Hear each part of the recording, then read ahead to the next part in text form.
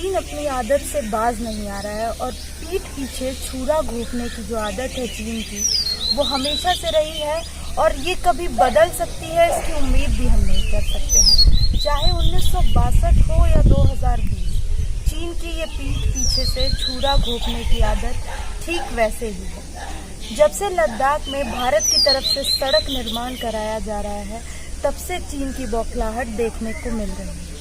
अभी गलवान वैली में चीन ने ड्रोन इमेजिंग के जरिए पहले हमारे जवानों पर नज़र रखी और फिर वही पीठ पीछे से हमला किया और दोनों सैनिकों के बीच में झड़प हुई। चीनी सैनिकों और भारतीय सैनिकों के बीच में झड़प हुई, जिसमें कि हमने हमारे 20 जवानों को खो दिया और हमारे 20 सैनिकों ने अपनी बलिदानी दी।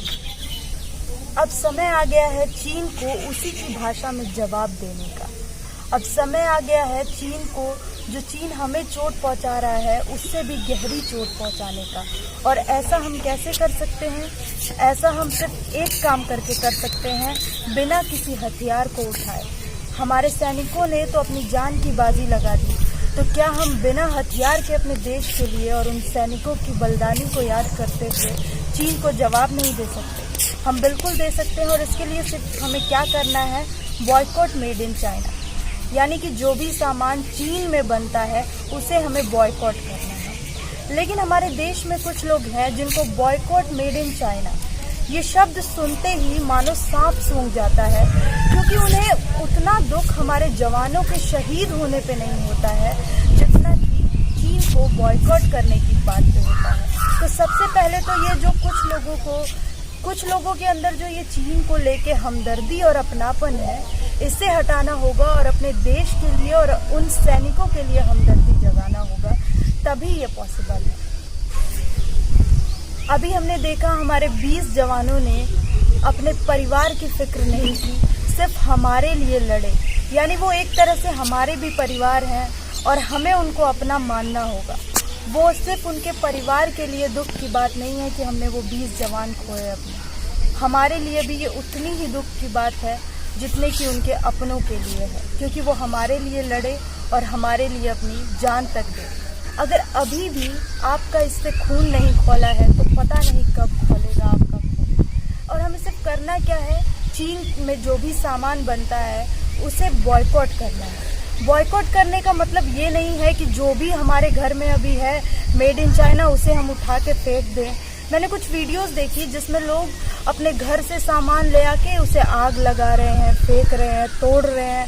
हमें ऐसा बिल्कुल नहीं करना है। जो सामान अभी हमारे घर में है वो हमारा है, उस पर मालिकाना हक हमारा है। हमने उसके लिए पैसे दिए हैं और चीन को उसके पैसे मिल चुके हैं। तो अगर हम उन सामानों को जो हमारा है, जिसके लिए हमने पैसे दिए हैं, उसको तोड़ते फोड़ते हैं, आग लगाते हैं, तो ये हम अपना नुकसान कर रहे हैं और ये बेवकूफ़ी है। हमें सिर्फ ये करना है कि आगे से हम जो भी सामान लें उसमें ध्यान रखना है कि वो मेड इन चाइना ना हो। हमें उसका ऑल्टरनेटिव ढूंढना है और ऐसा एक दिन में मुमकिन नहीं है कि हम अचानक से उठे और चीन को बॉयकॉट कर दिया और बिल्कुल चीन का सामान खरीदना बंद कर दिया। इसके लिए हमें धीरे धीरे एक एक स्टेप करके ये कदम करना होगा। लेकिन सबसे पहले हमें अभी ठान लेना है कि हमें चीन को बॉयकॉट करना है। सबसे पहले हम सॉफ्टवेयर्स के अल्टरनेटिव ढूंढ सकते हैं और उनको धीरे धीरे अपने फ़ोन से हटा सकते हैं। उसके बाद हम हार्डवेयर्स को भी धीरे धीरे वैसे ही हटा सकते हैं। तो जो अभी हमने ले लिया है उसके साथ हमें कुछ नहीं करना है। तो आपसे भी मेरी रिक्वेस्ट है कि अभी जो भी आपके पास मेड इन चाइना का सामान है, हमें उसे तोड़ना, फोड़ना, जलाना या फेंकना नहीं है, क्योंकि वो हमारा है। हमें खुद को नुकसान नहीं पहुंचाना है।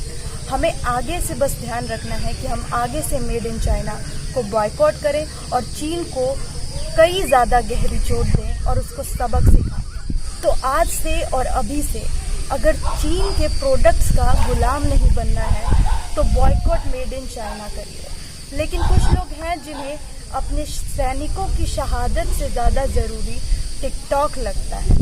उन्हें सैनिकों का लॉस अपना पर्सनल लॉस नहीं लगता है। तो उनको तो हम क्या कर सकते हैं? सिर्फ समझा सकते हैं, लेकिन उनको समझाना व्यर्थ है, क्योंकि हम सोए हुए को जगा सकते हैं लेकिन जो जगा हुआ है उसे नहीं जगा सकते। ध्यान रखिएगा, अभी नहीं तो कभी नहीं।